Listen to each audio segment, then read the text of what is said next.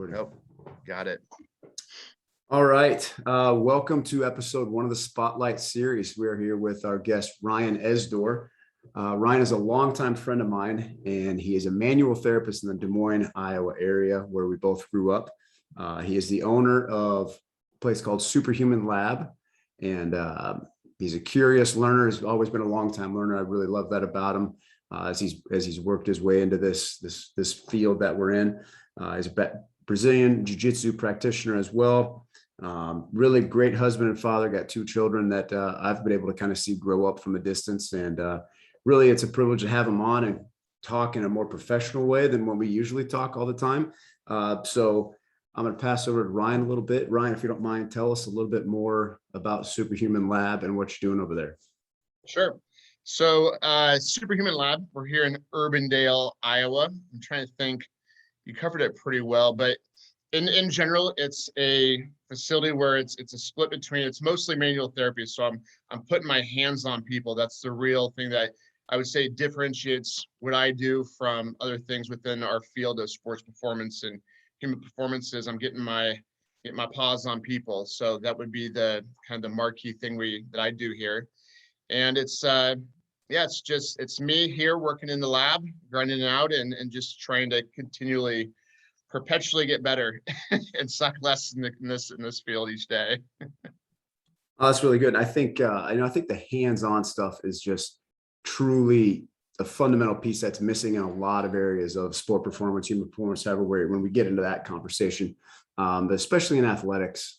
You know, you have strength coaches, you have great strength coaches, you have great athletic training or athletic medicine, PTs.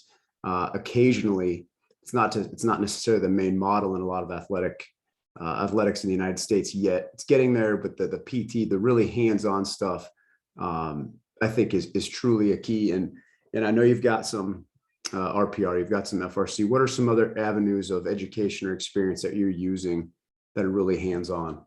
Well, I would say the biggest thing is actually, it's going to sound kind of obvious, but my hands, because, and I'll backtrack a little bit. When I first got in this field, let's see, it was probably around 2006. So it's been a minute. And when I look at the field I'm in, we call it just manual therapy. And the reason why manual therapy, it really encompasses people who work with their hands. It could be a massage therapist, it could be a chiropractor, it could be a physical therapist, but it's really you have to have a license to put your hands on people. And what I see trending right now is we're actually seeing a lot less of that. A lot more people, a lot of manual therapists are realizing that you can't do everything through manual therapy. So we're trying to open our scope up and do more movement-based stuff, which I do. But with that, you're seeing a lot less hands-on work. And you're also seeing that the field's moving a lot more towards tools. So a lot more cupping, a lot more scraping, we call it instrument-assisted soft tissue work. You're seeing a lot more of that. But when I first got into it, kind of give you a little history, I would say the late 80s to early 90s is when we were really seeing a peak of manual therapy. A lot of where sports massage, you could say, came from, and it's slowly dwindling through time. So, the longer I stay in this career, I'm actually seeing it as a big advantage point of just getting your hands on people a lot more than what we're currently seeing.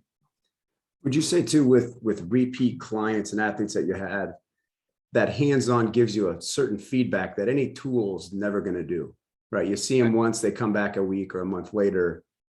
We tend to really remember how tissue feels, what kind of changes were made. Would you agree on that with the hands-on? 100%. And that's, it's funny. A lot of clients ask me, like, what does it feel like? And it's really hard to place what it feels like, but it is a memory that you have within your hands, especially if you see someone more regular. Like some of the clients I've seen who I've worked with more on the regular, which is probably more on the athletic side. So for my career, I've chosen to really drive, it's all a lot of injury, pain, range of motion issues, but I've driven very hard into the athletic side for much of my career. It's just been an interest of mine. And with that, you tend to work with an athlete throughout their season more often. And from that, you do have more of a memory of their tissue, that the end feel of, I'll use a hamstring. What's the end feel of their hamstring feel like week to week? if I take a joint and I corkscrew a joint back and forth, what does that end feel of a joint feel like week to week? So you really do develop a relationship with the person, but also with their tissue as well. And that's where I think for my, I'm trying to think of a great way to describe this, but in manual therapy, it's tricky to describe because it can have a very, what I call mechanical or sterile feel, which is like I'm just cranking on stuff and feeling end ranges. And when a therapist works on me and I give them feedback, I can tell that by the touch, there's I hate to say it's an art to it because it makes it sound flimsy. It's very artistic, but my first love is art. Like I grew up wrestling, but I was also equally parts an art kid. And there is pieces to it that is has artistic flavors to it that we lean so far away from because it seems it's not as quantitative, and Right. so people lean away from it. But man, I think it's such a missed opportunity right now in manual therapy. Now, as we continue segueing to our main topic, in your experience with professional athletes in multiple sports, kind of in the bodybuilding or physique world, CrossFitters, have you found any commonalities in certain types of athletes, whether that's, level of elitism, from professional athlete to a CrossFitting soccer mom? Have you found any commonalities or true differences between some of that populations? Yes, very much so. I had a track girl just come in. I think it was yesterday. With Memorial Day, or not Memorial Day, Labor Day. My days are kind of mixed up, so I'm pretty sure it was yesterday. I had a track athlete come in, and she actually ran in the Olympics. And feeling her tissue, it's been a long time since I felt like a track athlete at that level's tissue, and it's hands down different. The conditioning of the tissue is wildly different. Now, within the sports, you will also have grades and difference there too. The guys who are a lot of my sprint athletes, especially on the male side, the explosive athletes tend to have a denser tissue, like what I call a resting tissue. So if I take your knee, bend it, you're on your stomach, I take your knee, I bend it, and I push into your hamstring, that tissue is pretty much at rest in a very relaxed state. I should be able to push through that layer like filet mignon. And that's where I can really start to notice the difference. But also in pro athletes, just the tone of the tissue. I mean, they're so conditioned. Even like some of the guys I've worked on who are linemen, they're kind of guys who are known for like, a little more generous around the belly. They still have fantastic tissue when you get into their quads and into their adductors. You can really sense that this is an athlete versus maybe that conditioning is not as present with the general pop. Yeah, it reminds me of Charlie Francis, the track coach, and a lot of his methods followed through my career. He was very hands-on. He was the hands-on, the manual therapy for his sprinters. He did not like other people touching them.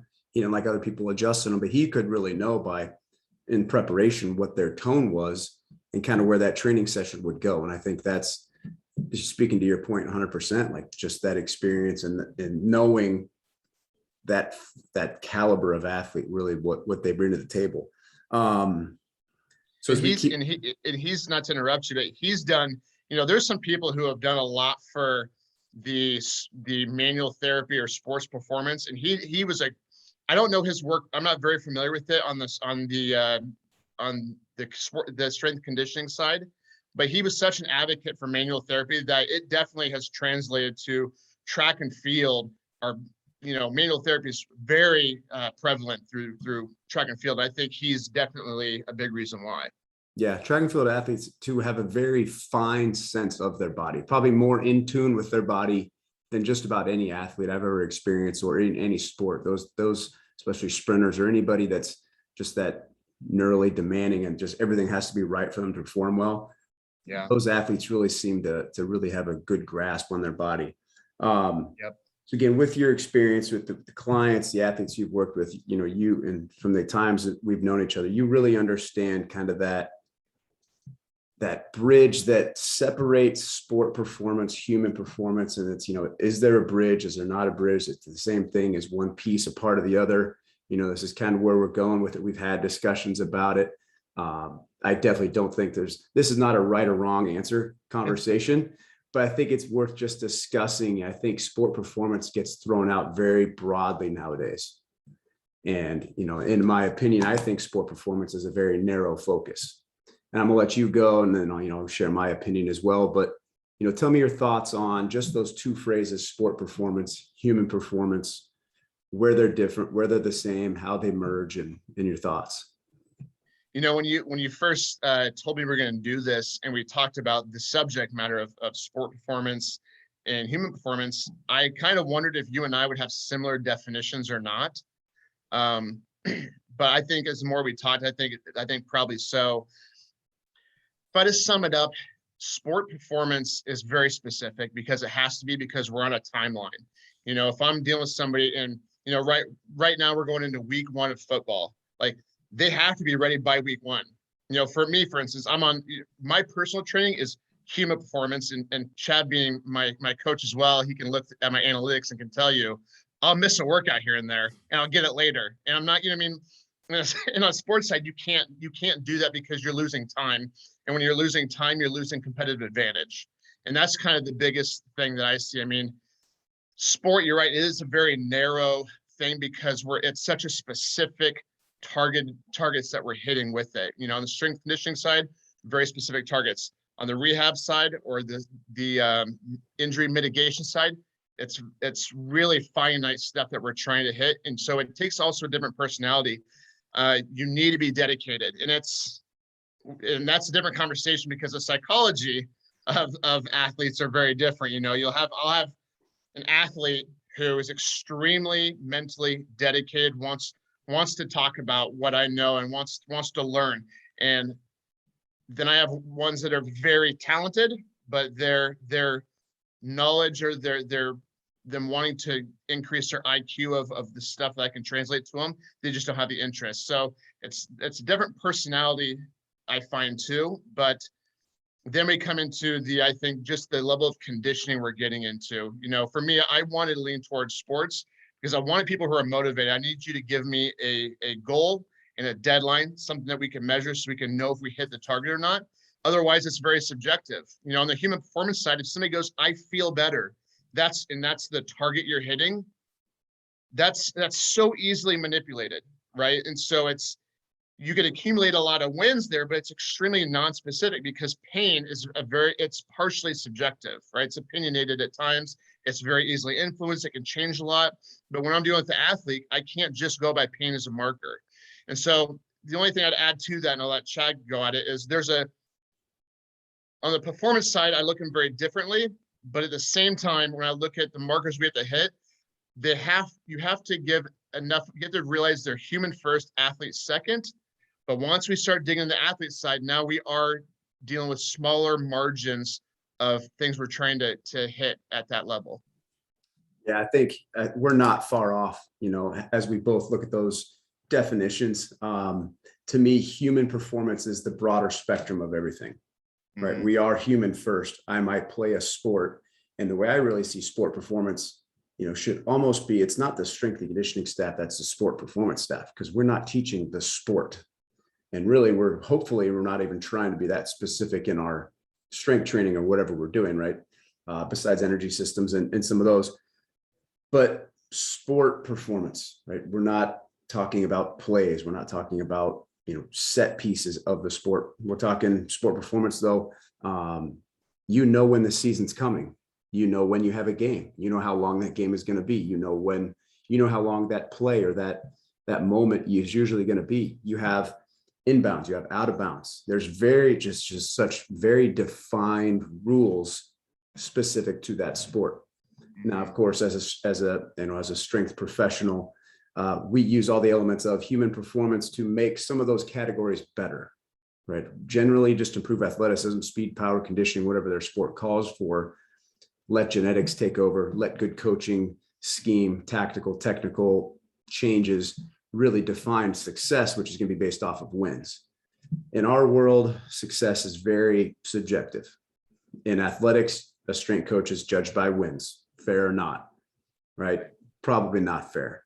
because we can see progress, we can see growth, we can see change in the timeframes that we have them. Human performance for me, we don't know when that game or that event is going to start. We don't know how long it's going to be. We don't know the rules. I may play by if I get into a street fight and I have to now be strong, powerful, and explosive, I don't know the rules. If he's got a gun, different set of rules. If this is in the jungle, different set of rules. So there's so much of human performance that we don't know. And it's so broad that prepare to live your life, do your tasks, do your job, do your hobbies to the best of your ability. We share a lot of similar hobbies. I want to be able to be fit, to be athletic, to be injury free, and just feel good every day. So the things I do in my life, I'm going to take aspects of all human performance, which is going to be everything we've talked about in our professions: speed development, conditioning, change of direction, strength, power, whatever, right? Taking those pieces, but again, knowing I don't have a deadline. I don't have to be at A, B, and C by Friday. I could be there in a month from now. And if I don't get there, I could be there in 2 months from now. Right. And I think the measurable part too, we can see somebody, if they feel better, good. We can even play into those games to make them think that they feel better, keep them coming. It's a business. But when you mentioned specific, there's a timeline, it's measurable, and it's performance based. Those are the things that really just define sport performance. Very narrow. Human performance is just everything that's encompassing the outside of that. And again, we don't know any of the rules, but we know what the body is capable of, what our genetics are going to allow with, what our body types are going to allow of us, and optimizing what we've been given. I think you hit on another thing really interesting, and you made me think of something, is how we're professionally judged varies quite a bit. If I'm working with human performance or general population, you could come in here and say, that was a great session. I feel better, right? I feel better. And that's a win. In sports, I'm more or less judged off of non-contact injuries. If I'm working with an athlete during season, and I would say this is definitely on the more, once you get through, like, you worked in college, so you were with those athletes all the time. If I'm with an athlete all the time, especially if they're paying me money, which is usually the case, I'm judged off of, did they have a non-contact injury or not? And that was the thing that used to stress me out in my career, is like, I would just work on a guy, he'd go play a game, and I would just sit at the airport and pray, like, please don't pull a hamstring. Hey, if somebody comes in and hits you, I can't control that. But the non-contact injury, that's like a very specific thing that I remember being like, that was a big judgment of how they kind of looked at the value of what I do. Yeah, you're 100%. Every fall camp in football, that was our biggest fear. Where's our injury at? Where's our spikes at? How can we help mitigate this by educating coaches on practice planning? Because they could be in terrific shape, they could be in terrific condition, local and global conditioning. But if they just don't meet the demands that's being asked of them, whether those demands are good or not. But think of, the NFL preseason that always seems to have a huge spike. Those players go away for a month or so. They do their own stuff. They may work really, really hard. Most of them do, but they may not be actually truly hitting some of those, now let's call it sport performance demands, amplitude, speeds, volumes, intensities that they're going to now hit tenfold for about a 2-week window and then have to play games. Yeah. And that's, when I was younger in this career, because I got kind of blessed, for lack of a better word, where I started in the professional side very quickly in my career. And at that time, at 22 years old, 23, 24, I thought my job mattered everything. And then the older I get, you realize, like, I could do my best job, but if this client, if this athlete decides to go out, drink the night before the game, get terrible night's sleep, whatever, underhydrate, like the combination of things that could potentially go wrong that's out of your control is much bigger than you realize in sports performance. But the way you're judged on it is very narrow. Yeah, 100%. College athletics, you get 8 hours a week with them. 8 hours Crazy. A week, they throw in the sport, they get up to 20, but you're controlling a lot of that. But you're right. Friday night, Saturday, Sunday, I don't know what they're doing. I don't know how they're sleeping. They got other things, in the college, you have academics, you have social life, you have those type of things that play a factor. Professionals have a whole lot of other stuff that they got that play a factor that, like what we do is important but let's not over glorify what we do. We do have a very, very strong impact, yes, but they can also, the athlete, the individual, the client, whatever, they can also make a stronger impact in negative ways. Yeah, and that's the older I get, the more I realize that, as a therapist, the educational pieces, it's really a lot about relationship development on the athlete side, because they do have such an influence over their life that I want to encourage them to do the better habits, choose this and this or that scenario, choose this that's going to take you closer to the goal. Right. And it's a delicate thing, because it depends on how good relationship I have with people. Another thing I thought about for the sports performance that was a big difference is the amount of time too. So like on the sports side, there was times where I would charge an athlete a flat daily fee. So it was on their time, their schedule. I was there whenever they needed it, but I would also get like 3 hours, with an athlete, which was kind of a gift, because, being outside of organization most of the time, it was probably frustrating for organizational people when you hire somebody, they see me getting, 3 hours multiple times a week with an athlete, and you get in organization, you get less time. Yeah. Yeah. And so that was another delicate thing I had to balance out too, is, I was really big about creating good relationships within the organization, because you didn't want to be disruptive there, because, people remember your name and you want to make sure you leave a good impression on everybody. And that was another, versus when people come in here, I'm not going to badmouth if they're seeing a chiropractor or PT. I just will, mind my business a little bit, but it's a lot more free in what I can say and do, because they're just paying me, but it's also usually a lot more time constraint, because it's a working person who's usually making between 75 to maybe like on average 75 to $125,000 versus a professional athlete who are already making millions of dollars. And so that's something I have to consider too. Sometimes when an athlete comes in, who's on the human performance side, or just not the professional side yet, the biggest thing is I'm always trying to be more conservative with the money as best I can be, realizing like, hey, they have kids and stuff. They have kids sneakers to buy and food to put on the table as well. So that's another constraint I think about as well. Yeah. Now, how about Ryan, if we're considering, let's call him a weekend warrior, let's call him just not a professional athlete, but somebody who's call him Ryan and Chad. Yeah, let's call him that. Somebody who's not getting paid millions, but they still have a goals, they still have, a high level of ability, whatever that task may be. And they come to you again, that's on their own, that's out of their own wallet, that's out of their own time. Do you feel that like buy-in on their end, like, yes, I want to be educated on what you're teaching me, Ryan, because I'm interested, rather than, hey, I sprained my ankle, I hurt my hamstring a week ago, I've just got to go to athletic training, whatever, athletic medicine for 3 weeks because they say, and just go through the motions. Would you find, again, without having that experience, do you find that a lot of the people that come to you with an injury or nagging pains or whatever, they're really bought into doing the homework that you assign them, when they're not with you, and then like the changes they make over time? What do you think about that? It's everything.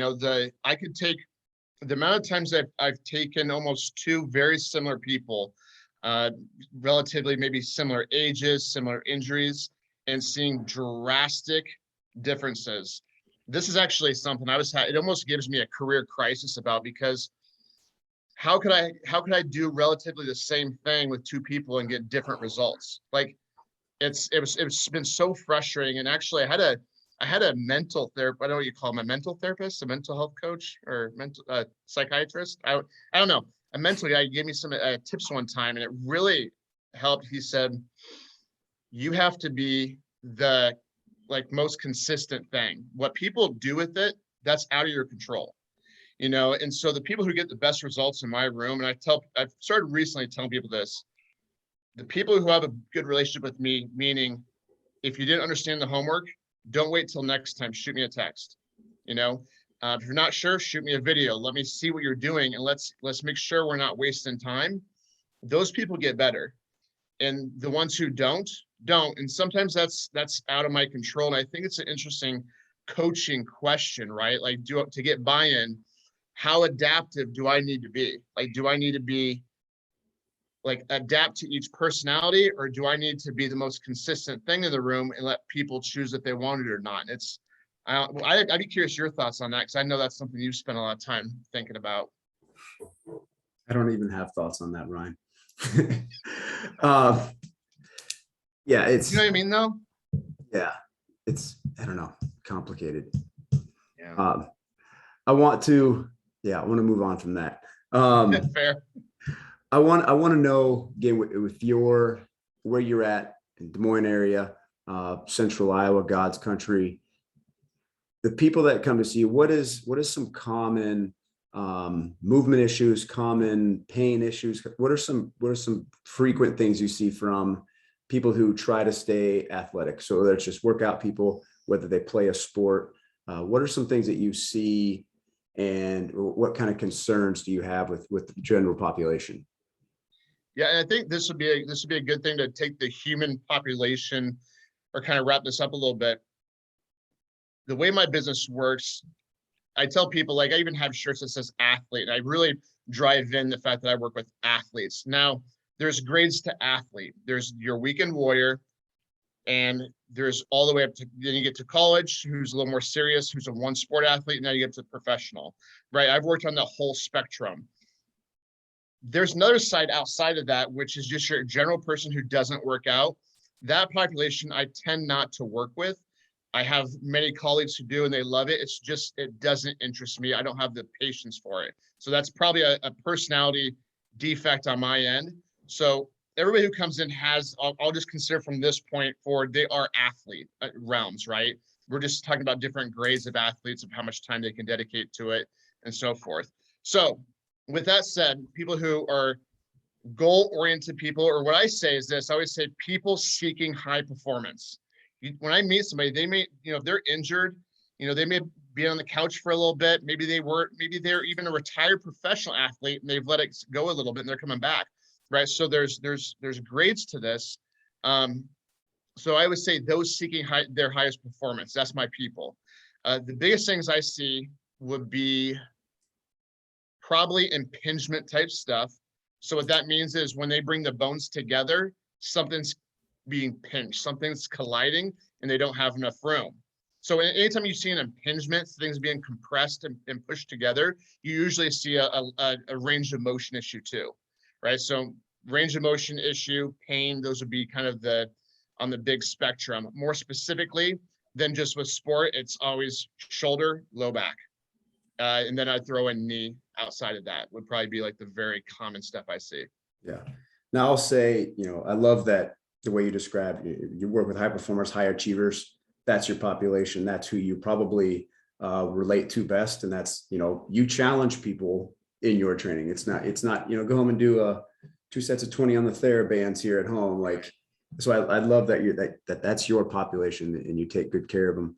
The impingement stuff, I think with populations that I've worked in, both currently and in the past, low back, shoulders, posterior chain, like, yes. And probably so much of, especially low back, which probably leads to shoulder, is just postural, weakness in the posture, the way we sit all day long, the way they move, the way people, just the way our gait is. People walk weird because they got messed up feet, messed up ankles, and that whole chain just, goes up in X's. And, but no matter what, I think it's that low back. And I think that's just a lot of time it's weakness. It's a lot of time it's just poor movement mechanics. So not unlike, you see it more in general population. The group that you're not working with probably has more shoulders, more low back pain, where they're just, Oh yeah, let's just throw it out there. They just want some pills, take away the medicine, take away the pain, versus the athletes you're working with that have a little bit more sense of their body movement, sense of what feels good, what doesn't feel good. How can I have some general strengthening to fix some of those problems, which then, gives us more athletic-based, sport-based injuries, pains. Well, I think as a manual therapist, one of the misconceptions that I get is that people are just going to come lay on the table and I'm doing all the work. Like, this is not a passive process whatsoever, which is why I gear towards that kind of driven individual, because it's not going to be passive, because the thing I steal from the most, like for my work, I take from strength conditioning more than anything, because I realize, okay, the tissue has deteriorated to a point where it is below acceptable for whatever reason. It's painful tissue, it's weak tissue, it's deconditioned, it's unacceptable tissue. So if something's unacceptable tissue, the only way I can really think of getting it to change is some level of adaptation, which is going to be some stress inducing thing, right? And that's why, like, I take a lot from strength and conditioning on the rehab side and going, how can I specifically stress this person right now to get an adaptation that we need to get them over this hump, right? I just keep it real, as simple as possible. And once I get you over a humpish area, then it's time to toss you to just strength conditioning and let them take the reins from there. Like, I'm only here to give you a bait, like a very prerequisite to what you need. And then beyond that, you need to start stressing the body at an even higher level, which is strength conditioning. Right. So that's why it pairs so well with stuff that you guys, with that, what you do. Yeah. And that's like what you're doing is a great intermediary from pain and injury back to, athletic based high performance. And I think where you differ in a good way from a lot of, let's call it rehab specialists, manual therapists, whatever we want to call that kind of realm, is that you are challenging them. Like, you work with high achievers, they want to be challenged. They don't want to just be told to do these bridges, these iso holds, these little very simple things with 2-pound dumbbells. And then you're going to give them to me 3 weeks later, and I'm going to ask them to move 100-pound dumbbells. Right. They're not interested in that. They want to be pushed. But speaking of, kind of the uniqueness of what you do, I haven't been in your space in a long time. I've just seen the pictures and it's changed. But tell me a little bit about, your space, what you have in there. I know you've got jujitsu or, mats on the ground. So tell me a little bit about some of the tools of your trade, some things you're doing in your space. If somebody was to come to you, what could they expect to do and use? So like right now, if I look at my therapy room, I have sticks that you can use so people, when they do a single leg lift, I'm not trying to make you coordinate and judge a range of motion at the same time. So really simply, yoga blocks, sticks, mats for the floor work, and table. And so a lot of times people, and that's the thing, is people like, so what's a session kind of look like?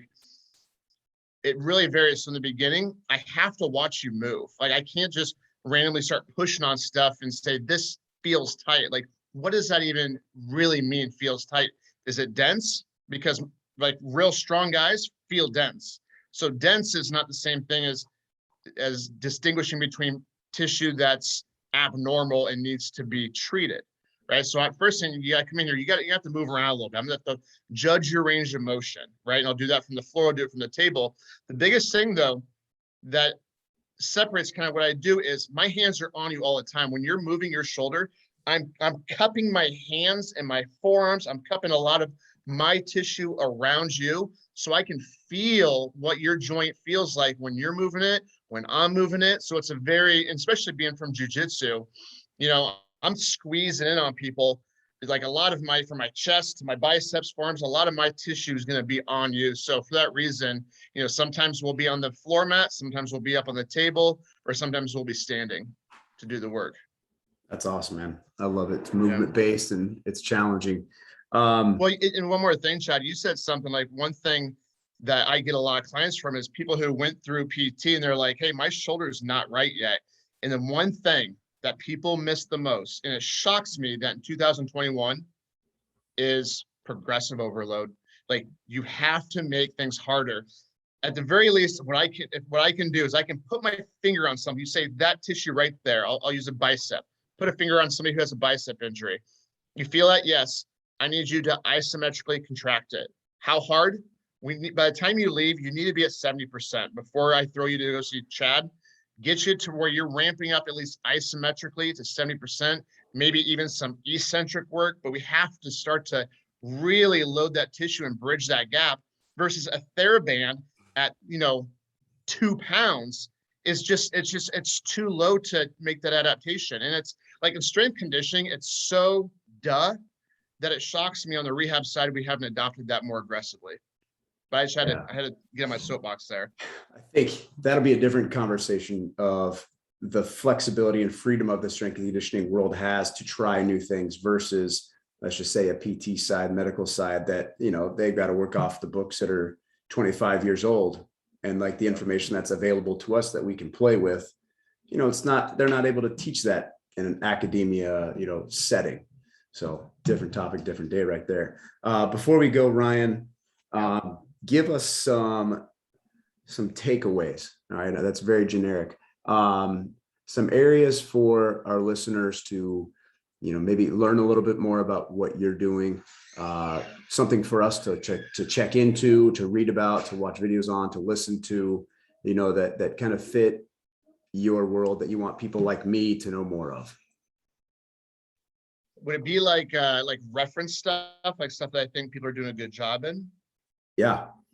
Or if you've got, like the FRC, like if that's something you really believe in. Oh yeah. Yeah, that's where I was going to go with it. Yeah. So just in general, if I give people around the world something to look at, functional range conditioning, specifically, if you just want something like, I just need to look and follow along, I think Kinstretch does a good job.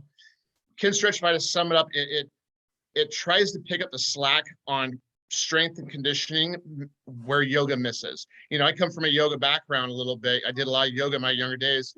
And I got to a point where I couldn't refer people to yoga because there was just so much variation of poses that for one person, it may agitate an injury, and for another person, it might agitate another injury. So since Kinstretch is birthed out of guys and girls, women who are in the rehab industry, it really is, it's thought about that a little bit more. So there's a lot of people who teach it online, so you can take their classes. My friends all over, I have a ton of references. I'm trying to think. My friend Christina, she does a great job. Learn Mobility, they do a fantastic job. But there's a lot of those is a great place just to start. Another thing, I think Cal Dietz does really great work too. I look, you're the one who turned me on to him. His book Triphasic, I think, is another thing that I resource quite a bit in trying to get people to think a little bit more. But I would say, in general, the functional range stuff for people who, if they want to have a good body of work to look at, is definitely something I do quite a bit of.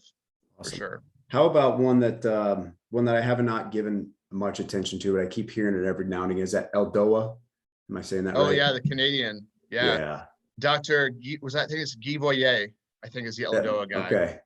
It's funny. So I've heard of that like long time ago. Some of my mentors have taken his work, but there's a hockey player, Garnet Exelby, who I worked with down in Atlanta. We became good friends, and I asked him, I think maybe like a few years ago, I just called him out of the blue to see how he's doing. And I said, hey, what's some of the stuff that you did through your career that you really liked? And he said, when my back was acting up and I just kind of would stand for too long or just kind of get that agitation, he's like, if I consistently did the Eldoa movements, I had pretty good luck with that. Nice. So Eldoa is another one that I think it's does some interesting stuff. I haven't taken a lot of it personally, but it is definitely interesting. It's something maybe we can both dive into and keep learning on it. Yeah. Yeah. Well, and then I give a shout out to the wild man himself, Ed Thomas. Yeah. the Indian club training, and you've met Ed, and Ed's he's eccentric, but he honestly, what I think is important, what he's doing is he's one of the real true last historians we have of physical culture. And the reason why this is so important is when we look at stuff that's reemerging, kettlebells and Indian clubs and, CrossFit has the rings, this stuff is not new. Mm-hmm. And what we're seeing a cycle. And so he's pointed me to some books that I've read, and I'm like, crap, I thought this was new stuff. And he'll post an article from 1864, some military journal. And, a lot of the guys, Gray Cook, Kelly Starrett, a lot of those guys have who's the kettlebell guy? Strong First. I can't remember. Pavel. Yep. Yeah. All those guys have referenced him through the years. He's a very quiet guy living here in Iowa, but I've learned a ton from him. And what intrigues me about him, when I walk with him, he's like 74 years old. He walks faster than I do. But when you look at somebody who has great range of motion and great physical health, it's him. And the big thing he always says, I said, Ed, how often do you train a day? And he says 24 hours. I mean, he doesn't not think about training in living some it. capacity. Yeah, he's big into, meditation and breathing. And even before this breathing thing got big, I mean, he's been talking about that since like 1974. It's something to check out. And again, before you check out his YouTube, which is Via Militaris, it's gonna be eccentric. I'm gonna warn you. The But there's a first lot time to. the first time I met him was at a conference, and he got me swinging the Indian clubs. He had me in the inversion chair, the inversion table. Yep. Like, I felt like we were best friends after like 30 minutes. Gave me the DVD. Or probably, yeah, they were DVDs at the time. Gave me the DVDs. Gave me a pair of 2-pound Indian Indian clubs. Like, that guy was great. And you've got, you've spent a lot of time with him, I know, and that's awesome, man. So I'm going to close it up. What I'm going to also Yep. do, Ryan, I'm going to make some of these notes. I'm going to put all your social media, your website stuff in the information sections of where we post this, YouTube and all the socials. So I'll get that out there for you. But if you got anything else, you can have it. But really, really thank you for being episode 1. It's always great to connect, and now such a very professional manner, like this. Love talking to you, love learning from you.